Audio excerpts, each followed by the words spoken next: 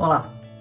Com a extinção da Embrafilme e a morte anunciada do cinema brasileiro no começo dos anos 1990, durante o governo Collor, os filmes brasileiros e o seu público praticamente saem de cartaz.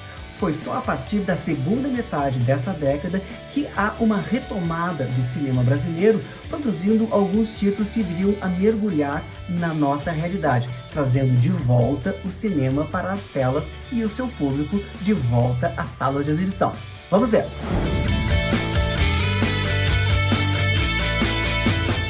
A crise atravessada pelo cinema brasileiro fez ressurgir um veio importante que havia desaparecido e retornou com vigor neste período.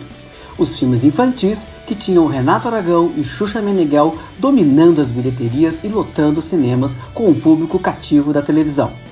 Nesta retomada do cinema nacional, títulos importantes como Carlota Joaquina, O Quatrilho, Cidade de Deus, Tropa de Elite e Dois Filhos de Francisco resgatam a autoestima do nosso cinema e arrastam multidões às salas cinematográficas, vendendo milhões de ingressos.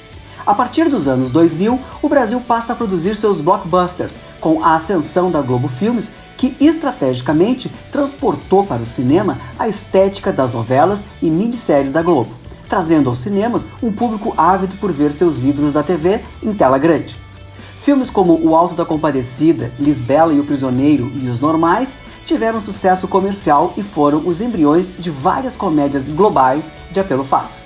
Em contrapartida, filmes como Central do Brasil, Casa de Areia, Que Horas Ela Volta, O Ano em que Meus Pais Saíram de Férias, Flores Raras e Aquários, entre outros títulos importantes, recolocaram o bom cinema nacional no seu lugar de destaque.